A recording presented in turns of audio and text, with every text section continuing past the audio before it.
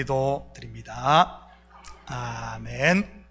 좋은 아침입니다. 자, 우리 바로 옆에 있는 왼쪽과 오른쪽에 있는 사람에게 이렇게 인사합니다. 당신은 부름받은 일꾼입니다. 한번 인사들 합니다.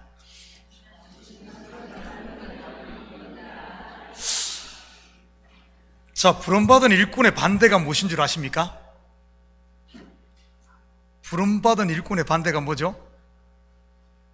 초대받지 못한 말꾼입니다. 자, 이번에는 앞사람 뒷사람과 한번 이렇게 인사합니다. 말꾼이 되지 말고 일꾼 됩시다. 한번 인사합니다. 자, 뒷사람 앞사람과 한번 인사합니다. 아멘 하시죠? 우리는 지난주 유다인들이 바벨론 포로기 동안 겪은 치욕과 아픔에 대해 살펴보았습니다. 그 중에서도 특히 레위인들이 겪은 순환에 대해 말이지요. By the river of Babylon there we sat down. 레위인들은 거룩한 하나님의 성전에서 하나님을 찬양하고 봉사하던 사람 아닙니까? 그런 그들에게 그들을 사로잡은 자들은 자기들을 위해 노래하고 자기들이 섬기는 우상을 찬양하러 가니 어찌 노래를 부를 수 있었겠습니까? 노래를 부르자니 양심이 울고 그렇다고 거부하자니 매와 죽음이 기다리고 말이지. 그래서 스스로 자기의 손가락을 훼손시키고 평생을 벙어리 행세를 하며 살았던 것이지. 잡혀온 자들만 그랬습니까? 아닙니다. 자식까지, 심지어 자식의 자식까지 그래야 했던 것입니다. 사람이 태어나면 말부터 가르치지 않습니까? 그런데 말 못하는 벙어리처럼 살게 해야 하니 얼마나 기가 막혔겠습니까? 그들의 아픔과 상처의 골이 얼마나 깊었으면 고레스 칙령, 즉 포로 해방령이 내리고 그들이 평생에 소원하던 성전이 완공되었음에도 그들은 숨은 굴에서 나오지를 못했던 것입니다. 꼭꼭 숨어라 머리카락 보일라 하면서 말이죠. 바벨론 포로기를 살았던 레위인들만 그런 것일까요? 아닙니다. 지금 내 속에도 우리들 속에도 꼭꼭 숨기고 싶은 이런 것들이 있을 수 있지요. 왜냐하면 성경은 오늘 나에게 하시는 말씀이니까요. 때로는 교회에서 받은 상처 때문에, 때로는 믿었던 사람으로부터 받은 실망 때문에 말이죠. 그래서 콩으로 메주를 쓴다고 해도 믿지 못하는 이런 마음들 말입니다. 그런 레위인들을 2차 포로 귀환을 이끄는 에스라는 어떻게 하죠? 사람을 보내 한 명 한 명 찾아서 불러냅니다. 무덤 속에 잠자던 나사로를 부르듯이 말이죠. 사실 성경을 보면 선악과를 따먹고 나무 뒤에 숨어있던 아담과 하와도, 갈대아 우르에 있던 아브라함도, 초야에 묻혀 목동이 되어버린 한때 애굽의 왕자였던 모세도 그렇게 불러냈던 것입니다. 율법의 멍에 아래 죄와 사망의 종이었던 저와 여러분도 전부 그렇게 부름받은 것이고요. 왜 레위인들을 불러냈습니까? 바로 이스라엘의 신앙 회복 운동을 함께 일으키기 위해서인 겁니다. 요즘 많이 사용하는 일명 부흥을 위해 말이지. 그 부름을 듣고 자리를 들고 일어난 레위인이 38명, 그리고 레위인을 돕는 너디님 사람들이 220명이었습니다. 여기에 있는 우리 식구들이 부족한 종을 도와 이 교회를 다시 일으킬 레위인임을 믿으시기 바랍니다. 코로나로 인해 지쳐있는 심령에 불을 지피고 시험으로 인해 상한 마음을 싸매고 위로할 복음의 일꾼들 말이지. 자, 귀국 준비를 마친 2차 포로 귀환자들은 먼저 금식을 선포하고 함께 준비를 한 후 출발을 합니다. 그래서 4개월 만에 예루살렘에 무사히 도착을 하지. 그리고 3일간의 휴식을 거친 후 바벨론에서 가져온 금과 은 그릇을 제사장들에게 주고 번제를 드림으로 2차 포로 귀환이 마무리됩니다. 그런데 그것으로 끝일까요? 아닙니다. 이들이 돌아온 목적, 곧 미션이 무엇이었습니까? 무너진 이스라엘의 신앙을 회복하는 일이었죠. 바로 부흥 말이지. 오늘 본문을 통해 어떻게 부흥이 시작되는지 같이 공부해 보도록 하겠습니다. 1절과 2절을 저와 여러분이 한 절씩 나눠서 읽습니다. 2일 후에 방백들이 내게 나와 이르되 이스라엘 백성과 제사장들과 레위 사람들이 이 땅 백성에게서 떠나지 아니하고 가나안 사람들과 헷 사람들과 브리스 사람들과 여부서 사람들, 암몬 사람들과 모압 사람들과 애굽 사람들과 아모리 사람들의 가증한 일을 행하며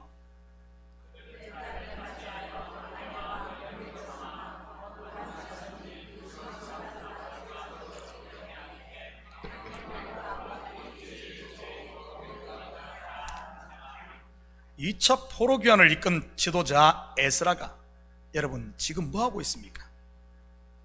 내게 나와 이르되 어떠함이 되었다 하는지 뭐하고 있죠? 지금 에스라가 방백들의 보고를 듣고 있습니다.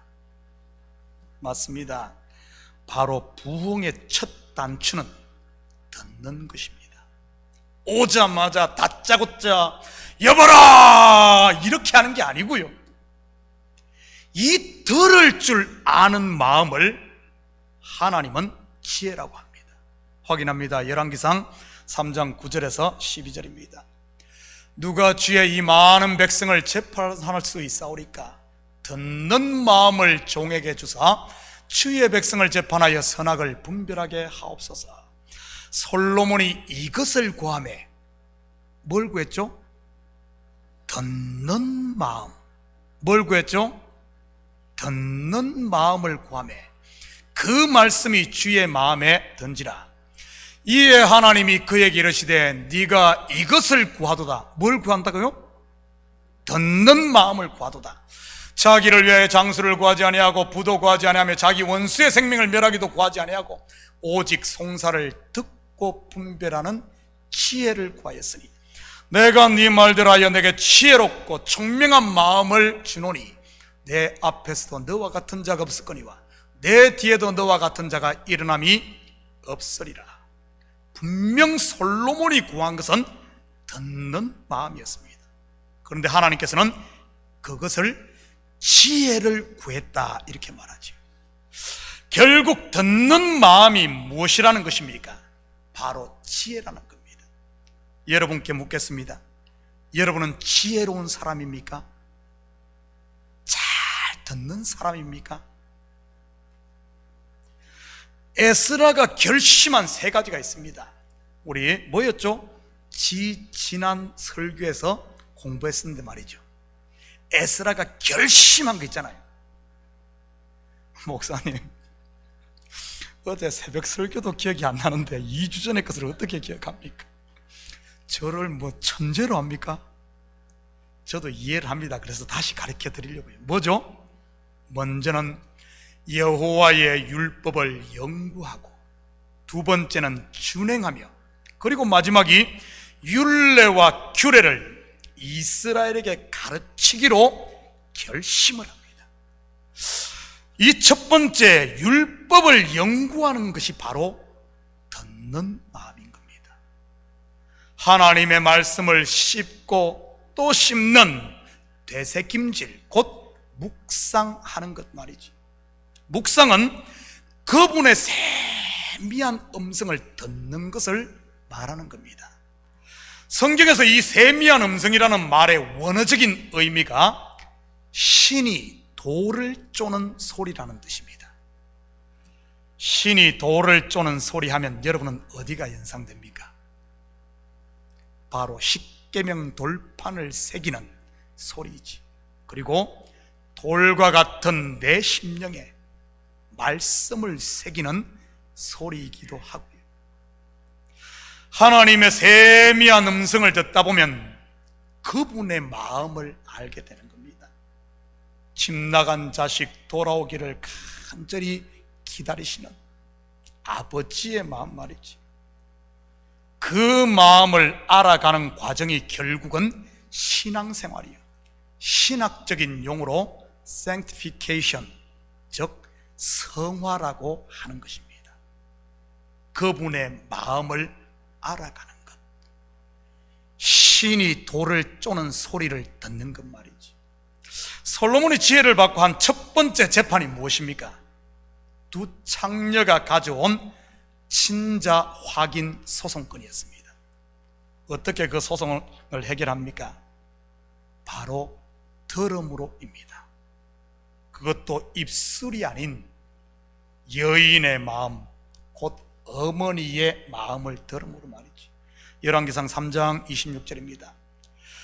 그 산 아들의 어머니 되는 여자가 그 아들을 위하여 마음이 불붙는 것 같아서 왕께 아뢰되 청하건대 내 주여 사나이를 그에게 주시고 아무쪼록 죽이지 마옵소서되 다른 여자는 말하기를 내 것도 되게 말고 네 것도 되게 말고 나누게 하라 하는지라.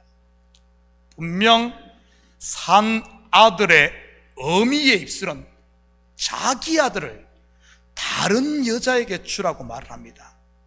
다르게 표현하면 자기 입술로 이 산 아들이 내 아들이 아닙니다, 저 여자에게 주십시오 한 것이죠. 그런데 솔로몬이 귀 기울여 들은 것이 무엇입니까? 그 어머니의 입술이 아닌 그 여인의 마음의 소리인 겁니다. 저는 우리 식구들이 말씀을 통해 나를 구원하시기 위해 자기 아들을 십자가에 내어 주기까지 하신 하나님의 사랑의 음성을 들을 수 있기를 축복합니다. 입에 발린 사람의 소리를 듣지 마시고요, 그런 소리만 듣다 보니 속에 분노가 일어나고 오해가 쌓이고 결국은 모두가 도둑놈 사기꾼으로 보이는 것 아니겠어요? 형제도 교회도 심지어 목사도 하나님까지도 말입니다. 제 말이 아닙니다. 예수님께서 그렇게 말씀하고 있어요. 확인합니다. 마태복음 25장 24절 25절입니다.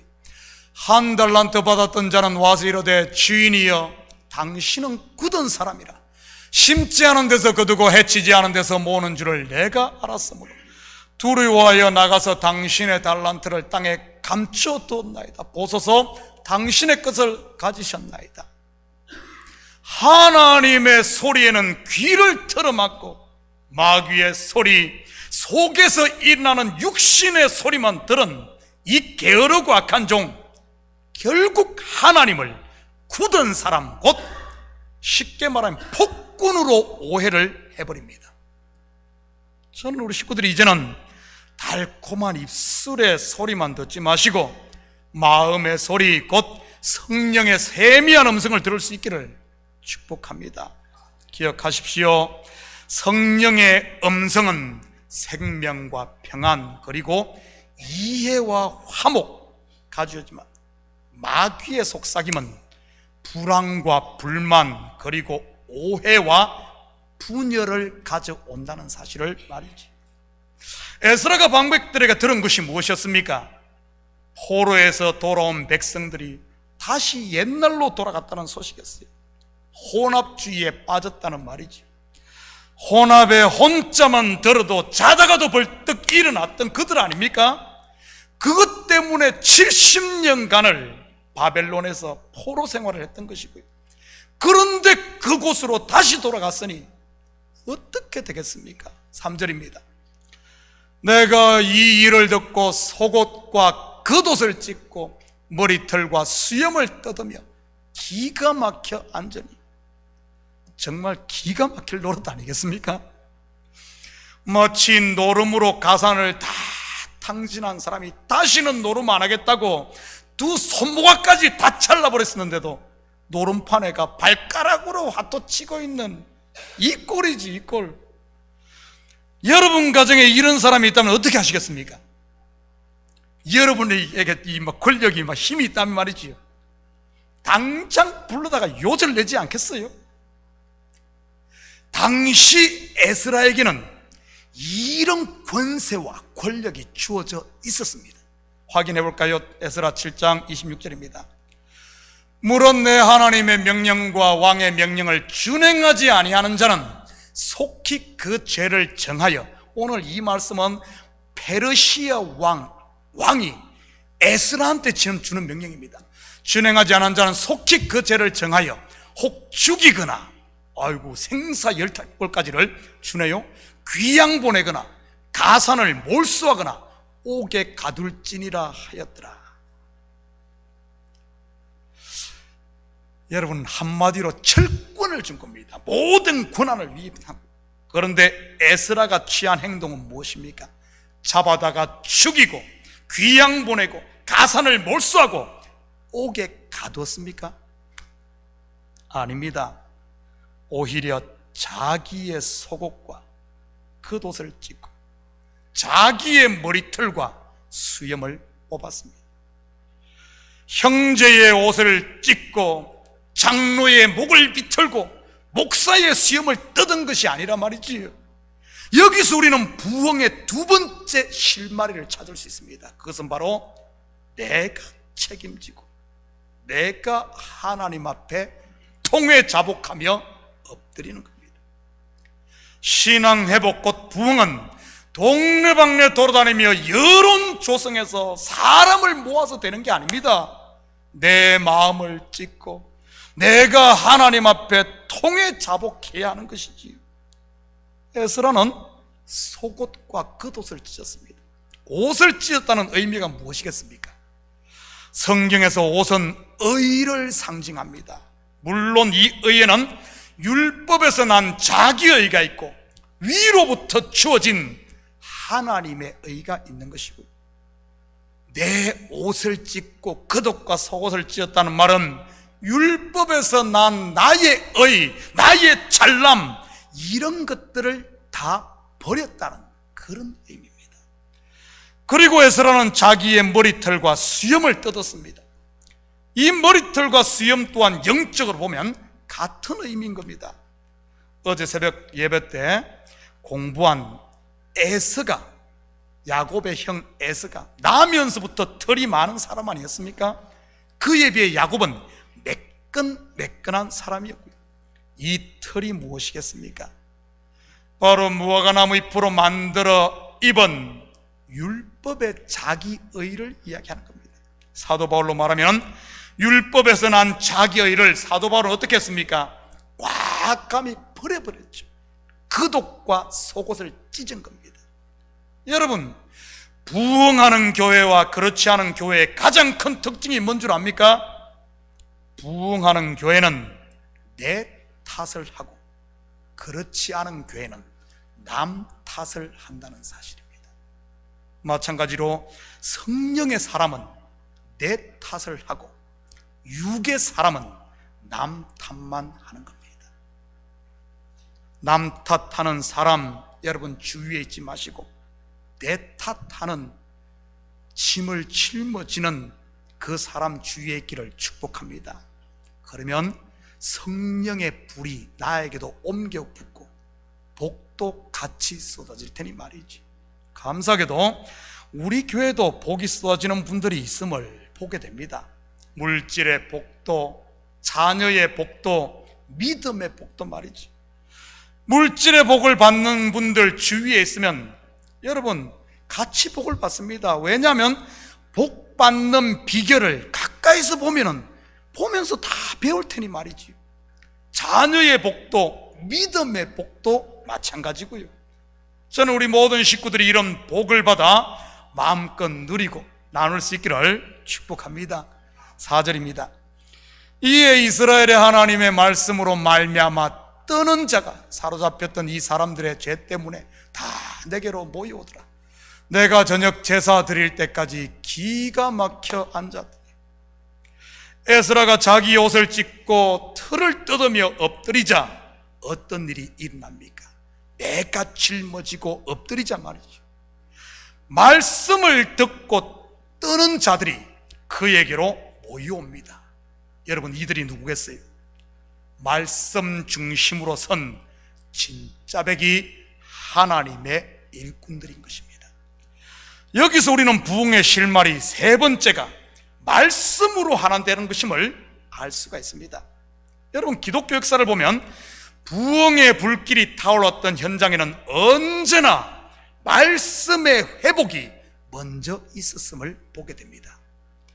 보통 우리가 부흥하면 기도의 불이 타오르는 것만을 생각하기 쉬운데 그렇지 않아요. 사도행전에 보면 초대교회의 부흥의 깃털도 이 말씀에 있었음을 보게 됩니다. 사도행전 6장 2절입니다.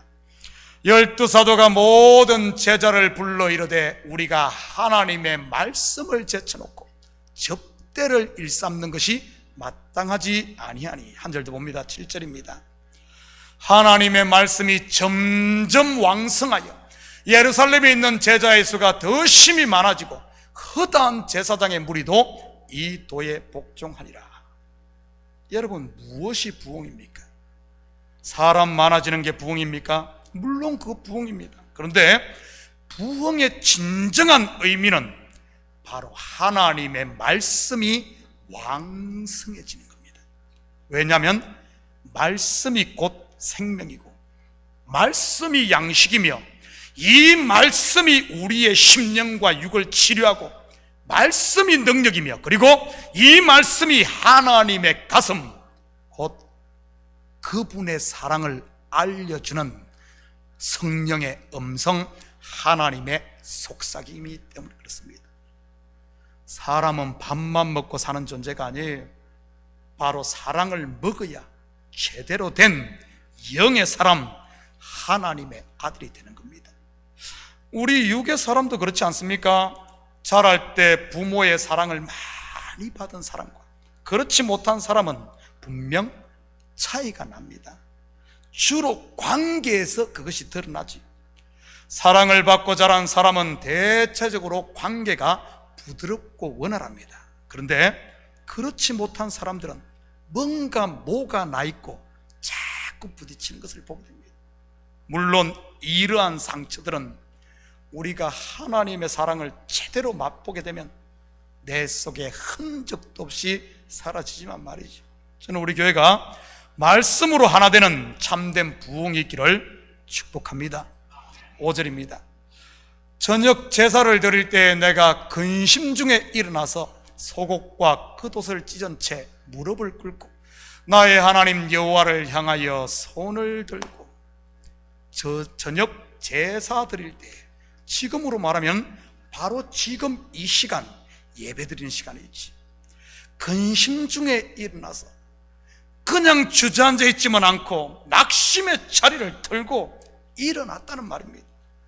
속옷과 겉옷을 찢은 채 바로 상한 마음 그대로를 가지고 하나님 앞에 이 모습 이대로 선 것이지, 자기를 감추고 숨기지 않고요, 무릎을 꿇고 하나님 여호와를 향하여 손을 들고 오직 주님만 바라보며 겸손한 마음으로 그 자리에 섰다는 말입니다. 여러분, 이것이 진정한 기도하는 사람의 모습이며 예배자의 모습인 것입니다. 여러분은 이러한 예배자입니까? 아니면 예배의 구경꾼입니까? 그렇지 않으면 예배의 감시자, 재판자는 아닙니까? 목사 설교에 흠잡을 게 있나 없나? 장로가 오늘 왔나 안 왔나? 권사가 예배 시간에 조나 안 조나? 모 집사의 치마가 짧나 그렇지 않나? 화장은 똑바로 했나 안 했나? 양말은 신었나 안 신었나? 정죄거리만 찾고 있는 분들 말이죠. 저는 우리 식구들 한 명 한 명이 구경꾼도 스파이나 재판관이 아닌 참된 예배자, 마음을 낮추고 사람 보지 않고 온전히 주님만 바라보는 참된 예배자들이 될 수 있기를 축복합니다. 우리의 허물에 대해 함께 아파하고 네 탓하는 것이 아니라 함께 아파할 줄 알고 함께 울 줄 아는 이런 하나된 공동체 말이지. 그럴 때 부흥의 불이 각 심령에 타올라 작은 불이 큰 불이 되고 우리 교회뿐만 아니라 가정 그리고 삶의 영역을 넘어 지역사회에 이 성령의 불, 은혜의 불, 부흥의 불을 전달하는 줄 믿습니다. 결국 부흥은 진실한 기도와 예배가 회복될 때 일어나는 것입니다. 사랑하는 성도 여러분, 지금 우리는 기나긴 코로나 팬데믹을 함께 이겨냈고 동서남북을 바라보며 종과 횡으로 다녀보라는 우리 교회에 주신 하나님의 말씀을 부여잡고 믿음의 선한 싸움을 싸우고 지금 여기까지 왔습니다. 물론 마귀의 방해가 있지만 그것에 굴하지 않고 이기며 부흥의 새 아침을 맞이하고 있습니다. 저는 우리 식구들 한 명 한 명이 남 탓하던 어둠의 일을 벗고 이제는 서로의 짐을 나누어 지는 이런 빛의 갑옷을 입음으로 우리에게 복으로 주신 이 참교회를 든든히 세우고 바른 신앙을 회복하는 이 거룩한 하나님의 일에 동참하는 말꾼이 아니라 일꾼이 되어 하나님이 우리에게 주신 복을 우리가 마음껏 누리고 또 이 복을 여러분의 삶의 현장에 나누며 사는 이런 복의 통로가 되는 우리 식구들 다 되기를 예수님의 이름으로 축복합니다. 같이 기도하십시다.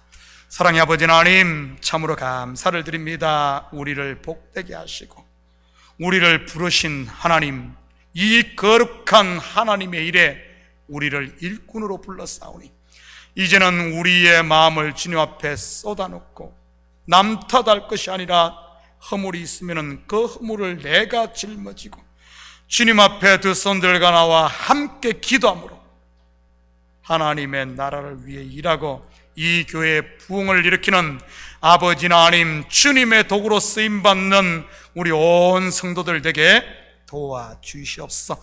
그라여 함께 그 기쁨을 나누며 탈취물을 나누며 하나님 앞에 영광 돌리는 이 시대 하나님의 일꾼, 하나님의 제자, 아버지 하나님 그리스도의 증인들로 살게 도와주시옵소서. 감사드리며 예수님의 이름으로 기도드립니다. 아멘. 자, 우리 다 같이 자리에서 일어납니다. 찬송 179장 우리 찬송 들으신 후에 축도로 예배를